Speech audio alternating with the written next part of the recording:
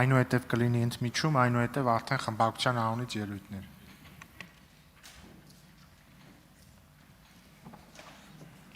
Շնորհակալություն, ազգային ժողովի մեծարգո նախագահ, հարգելի փոխոսնակներ, հարգելի գործընկերներ։ Պարոն Մեսրոպ Մանուկյանը ցավոք էստեղ չի, հուսամ մեզ հետևում է, որտեղ այստեղից performance ցուցադրեց, շատ հետաքրքիր էր, վերևում նայում էինք, անչափ հետաքրքիր էր, խոսեց այդ performance-ի ընթացքում նաև մարդու իրավունքներից,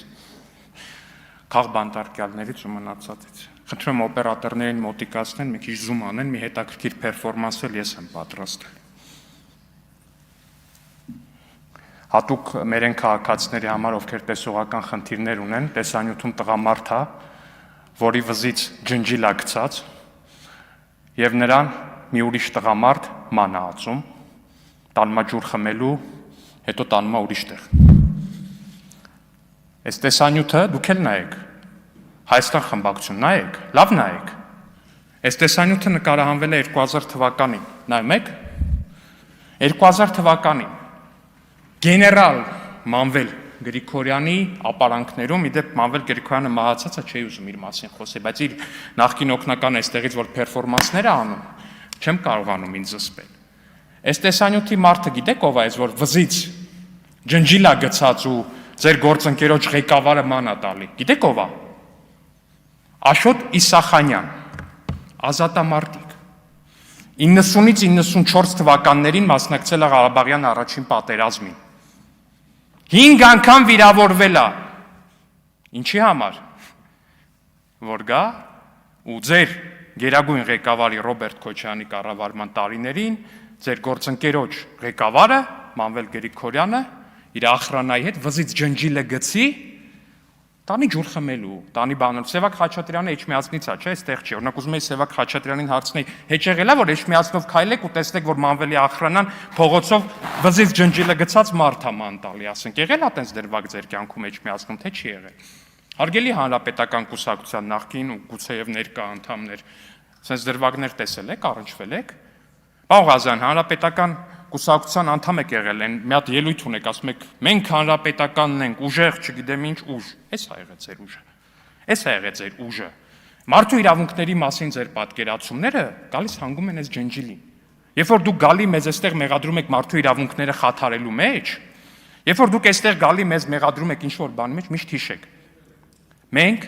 քանդել ենք մարդկանց վզին ձեր կողմից գցած շղթաները։ Ընդ որում բառի ոչ միայն փոխաբերական, այլ նաև ուղիղ իմաստով։ Ուղիղ իմաստով ժողովուրդ հասկանում եք, սա 21-րդ դարում տեղի ունեցած բան է։ Հիմա աֆրիկյան երկրներում, երբ որ խոսում են ստրկատիրության կամ բանի մասին, դեռ տեսանյութեր են ցույց տալի, բան են անում, քանի 100 տարի առաջվա։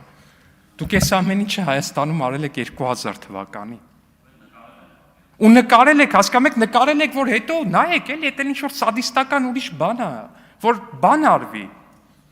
որ հիշեք, որ հիշողությունը լինի, լավ հուշ լինի, օրինակ մենք ընկերներով միտեղ, չգիտեմ, գնում ենք ռեստորան, միտեղ նստում ենք, մի բան ենք նշում, նկարվում ենք, որ հիշենք, դուք ես եք նկարել։ Ձեր լավ հիշողությունը էսա ձեր լավ հիշողությունը։ Ձեր այդ բանը, որ մարդ ես նոստալգիկ նայում ես, ուզում ես մի լավ բան հիշես, էսա ձեր այդ լավ հիշողությունը։ Տիկին Գրիգորյան, դուք էս խմբակցության ղեկավարն եք։ Պարոն Կարապետյան, ձեր խմբակցության կեսը ստեղից է։ Այստեղից է ձեր խմբակցության կեսը։ Պարոն Ֆարմանյանը, վերադառնալով պարոն Ֆարմանյանին, ասում է, ես իմ անձնական կարծիքը երբեք չեմ փոխում, ճիշտ է։ Ստեղից հայտարարեցիք։ Դա հայտարարելու հետ մի քանի րոպեվա տարբերությամբ արել եք հետևյալ հայտարարությունները։ Կոռուպցիոն դրսևորումներ Պեկում չեք տեսել եւ դրանց մասին չեք լսել։ Ասել եք նաև ձեր անձնական կարծիքի շրջանակներում, որ ապօրինի գույքի բռնագանցման մասին օրենքը ական է տնտեսության տակ։ Այդ էջը անցյալի էջը պետք է փակել։ Ասել եք, փաստացի դուք ձեր կարծիքը ունեք, որը երբեք չեք փոխում եւ չեք էլ փոխելու ապագայում։ Այստեղ շատ խոսվեց մեր ցուցակի 122-րդ համարի մասին, որը իդեպ, երբ որ մարդու մասին խոսում եք ու ինչ-որ տենց performance եք ներկայացնում, գոնե իր զբաղեցրած պաշտոնը ճիշտ կարդալ իմացեք։ Կա մաքսային հսկողություն եւ կա մաքսային վերահսկողություն։ Ու պարոն Ֆարմանյանը, ինձ թվում է, ձեզ կբացատրի դրանց տարբերությունները։ Օրինակ, Գիտեք որն է տարբերությունը, եթե ձեզ թվում է թե մենք մենակ ձեր հետ ենք sense հարցազրույց ունեցել, չէ, մենք մեր ցուցակը կազմելիս ավելի սուր հարցերով հարցազրույց ունեցել ենք պարոն Սաղոյանի հետ։ Եվ ի տարբերություն ձեզ, որ այստեղից հայտարարեցիք, թե պեկում կոռուպցիայի մասին չեք լսել եւ չեք տեսել։ Պարոն Սաղոյանը ասել է, որ այո, իհարկե, եղել է այնտեղ կոռուպցիա։ Ասել եմ ինչ-որ մի հատ դրվագ նկարագրեք։ Այո, հիմա նկարագրել է այս մարդը հետեւյալ դրվագ։ Օրինակ, էլի հիպոթետիկ օրինակ է, պարոն Ֆարմանյան։ Օրինակ Պեկ Պաշտոնյան զբաղեցնում է ղեկավար պաշտոն մաքսատներից մեկում, օրինակ Զվարթնոցում, դուք Զվարթնոցում ղեկավար պաշտոն եք, չէ՞, զբաղեցրել։ Զուգադիպում է, էլի հիպոթետիկ օրինակ է, պարոն Ֆարման։ Համատեղության կարգով մարդը ունի եւ կամ իր ընտանիքը ունի մաքսային բրոկերական ընկերություն։ Ձեր ընկերությունը բրոկերական մաքսային ընկերություններ, չէ՞, պարոն Ֆարման։ Համատեղության կարգով հիպոթետիկ օրինակ է, խնդրում եմ բան չանեք։ Հիմա այդ ղեկավար պաշտոնյան, որը իդեպ ստորագրում է հենց բուն մաքսային զննության թղթերի տակ, օրինակ ոնց է ալնում հարգելի քաղաքացիներ, բերում է ինչ-որ մեկը ներմուծում է այս բաժակները։ Այդ մաքսային հսկողության պետը, ինչ էր կամ այդ պաշտոնյանը, մաքսատան պետը որպես այդպեսին ունի շատ լայն շրջանակ։ Կարա սա մաքսազերծի օրինակ 5 եվրոյով, կարա մաքսազերծի 10 եվրոյով, կան տենց մի շարք ապրանքներ։ Հիմա այդ նկարագրված կոռուպցիոն սխեմայի ընթացքում տեսեք ինչ անում այս պաշտոնյան, որը համատեղության կարգով ունի բրոկերական ծառայություն։ Այն բաժակները, որոնք ներմուծողը դիմել է իր բրոկերական ընկերությունը, մաքսազերծում է 5 եվրոյով, պարոն Ֆարմանյան, այն բաժակները, որը ուրիշ բրոկերական ընկերությունով է եկել, մաքսազերծում է 10 եվրոյով։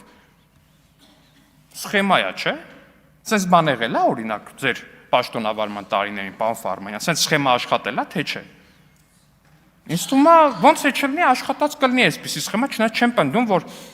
դուք լինելով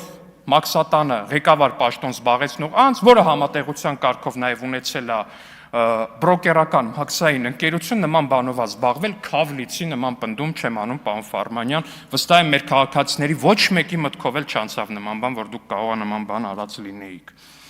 Բայց ինչևէ, սիրելի քաղաքացիներ, ինչի մասին է այս ամբողջը։ Ինչի մասին է այս ամբողջը։ Պարոն Կարապետյան, ես վստահ եմ, որ դուք այստեղ ներկայացնում եք ձեր լավագույն տեխնացուներին ինչ-որ պաշտոններում։ Եվ եթե ձեր լավագույն տեխնացուները, օրինակ պարոն Ֆարմանյանն են, իմ մոտ շատ հարցեր են առաջանում, որովհետև ընդամենը մի նիստ տևեց, որպեսզի այսպիսի հետաքրքիր եզրահանգումների մենք գանք։ Շատ հետաքրքիր եզրահանգումներ։ Ես իհարկե հասկանում եմ, թե դուք ինչ եք փորձում անել ընդհանուր գլոբալ քաղաքական առումով։ Դուք փորձում եք կրկնել այն բոլոր թեզերը, որոնք որ մենք ասում ենք, տրիփի մասով։ Դուք փորձում եք կրկնել այդ թեզերը ապօրինի գույքի բռնագանձման մասով։ Դուք ունեք շատ լավ աշխատող back office, նստած այն իսրայելցի քաղտեխնոլոգները, եթե դեռ աշխատում են կամ չեն աշխատում, չգիտեմ, բայց այնուամենայնիվ այդ մարդիկ աշխատում են, այդ մարդիկ ձեզ տալիս են այդ թեզերը, բայց խնդիրը գիտեք որն է, պարոն Կարապետյան։ Խնդիրը արժեքային անհամատեղելիությունն է, որտեղ ինչքան էլ իրանք ձեզ թեզերը գրեն ու ճիշտ տան, միևնույն է պարոն Ֆարմանյանը, երբ որ ստեղ է իրան համապատրաստից հարց է գալի, ապօրինի գույքի բռնագանձման մասին օրենքին ո՞նց է վերաբերվում։ Պարոն Ֆարմանյանը միանշանակ ասել է վատ, դա պետք է չեղարկել, ոնց, բա այն մեր ղեկավար Գագիկ Խաչատրյանից տները վեկալ եք, ես չեմ հասկանում։ Այդտենց է ալնելու, պարոն Կարապետյան, այդքանը հիշել չի լինի, որտեղ մեր դեպքում, երբ որ մենք այդ ամեն ինչը ասում ենք, մենք դրան եկել ենք օրգանիկ ճանապարհով։ Դա մեր գաղափարախոսությունն է, մենք դրա շուրջ ենք հավաքված։ Դուք չէ, դուք դրա շուրջ չեք հավաքված։ Ձեր խմբակցությունը դրա շուրջ չի հավաքված։ Ձեր խմբակցությունը հավաքված է նրա շուրջ, որ ձեր հորեղբայրը ունի շատ փող, ունի շատ ընկերություններ եւ ձեր խմբակցության մեծ մասը աշխատել է այնտեղ։ Դրա շուրջ է հավաքված ձեր խմբակցությունը։ Ու հիմա այս համան բանը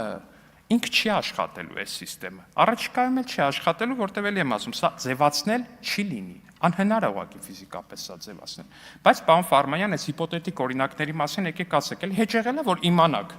Մարդը մաքսատանը ղեկավար պաշտոն է զբաղեցնում, ունի մաքսային բրոկերական ընկերություն ու բան է անում, տենց փող է աշխատում, էլ իր բրոկերական ընկերությանը պասեր է տալի։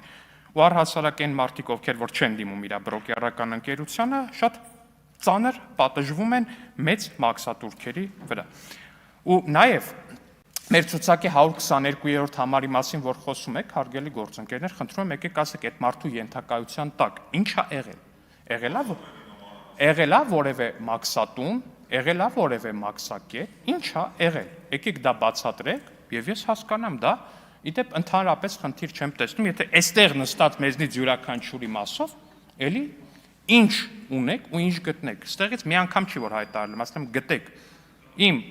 պաշտոնական օրենքով հաստատված եկամուտներից 1000 դրամ ավել, ամենավերջին պատասխանատվությունը պատրաստ եմ կրել։ Իսկ դուք